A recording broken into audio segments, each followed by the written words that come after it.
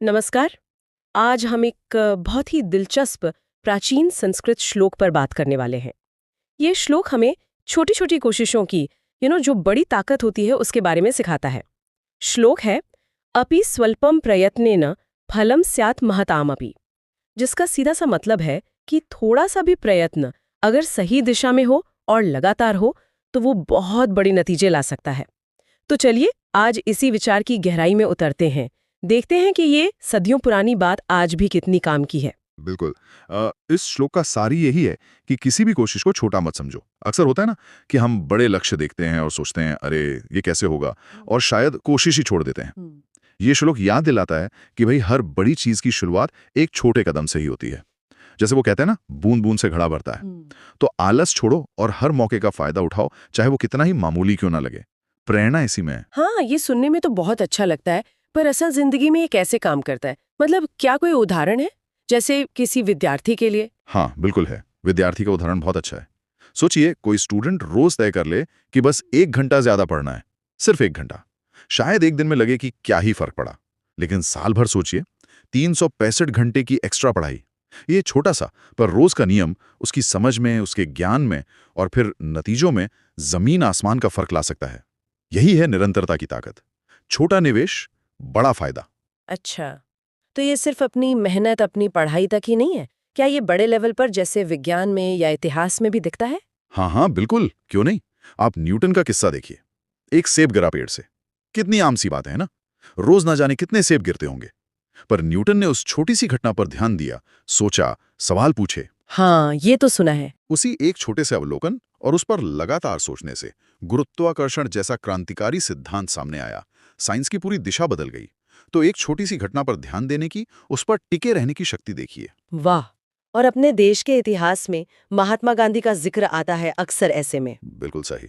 महात्मा गांधी और हमारा स्वतंत्रता संग्राम शायद सबसे सशक्त उदाहरण है।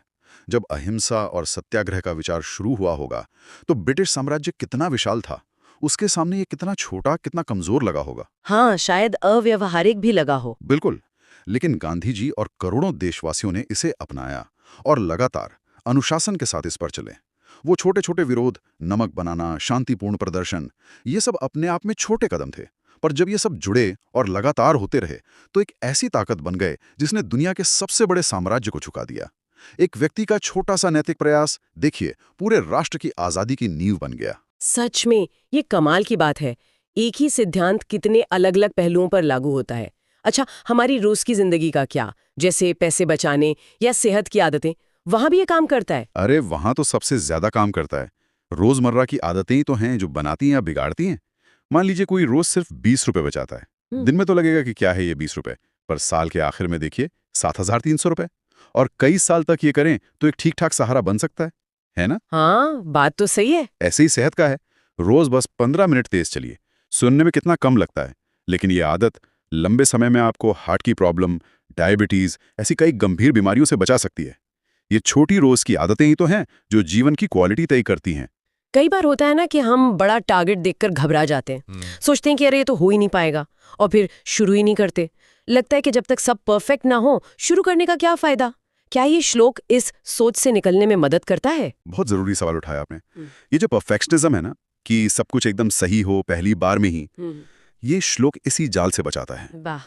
ये याद दिलाता है कि भाई शुरुआत करो, जरूरी नहीं कि वो परफेक्ट हो। पहला कदम उठाना ज्यादा जरूरी है। बिल्कुल, चाहे वो कितना ही छोटा क्यों ना लगे। परफेक्ट होने का इंतजार करेंगे तो शायद कभी शुरू ही ना कर पाए। तो बस शुरू कर दो, अपूर्ण ही सही, धीरे धीरे बेहतर हो जाएगा। और फिर उस शुरुआत को बनाए रखना, वो भी उतना ही जरूरी है शायद। हाँ हाँ, वही तो असली कुंजी है। निरंतरता। कंसिस्टेंसी।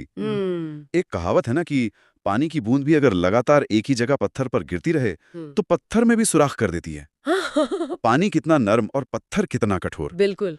वैसे ही छोटा सा प्रयास भी अगर लगातार होता रहे तो समय के साथ कमाल के नतीजे दे सकता है। सफलता अक्सर कोई एक दिन की छलांग नहीं होती, वो रोज रोज के छोटे छोटे अनुशासित प्रयासों का जोड़ होती है। धैर्य और लगन चाहिए बस। तो अपि स्वल्पम प्रयत्नेन फलम स्यात् महतामपि का संदेश बिल्कुल साफ है। अपने छोटे कदमों को, अपनी छोटी कोशिशों को, अपनी रोज की आदतों को कभी कम न समझें। उन्हें बस सब्र और भरोसे के साथ करते रहें, क्योंकि वही आपके आने वाले कल की बड़ी इमारत की नींव है। बिल्कुल सही कहा। और जाते जाते सोचने के लिए बस एक विचार छोड़ता हूँ। हम अक्सर क्या करते हैं कि अपने छोटे छोटे प्रयासों को अलग अलग देखते हैं। आज ये किया, कल वो किया। पर क्या हो अगर हम उनके संचयी प्रभाव पर ध्यान दें? मतलब जब वो सब जुड़ते हैं तो क्या बनते हैं? क्या इस नजरिए से लंबे समय के लक्ष्यों को पाने का हमारा तरीका, हमारा हौसला बदल सकता है? सोचने वाली बात है।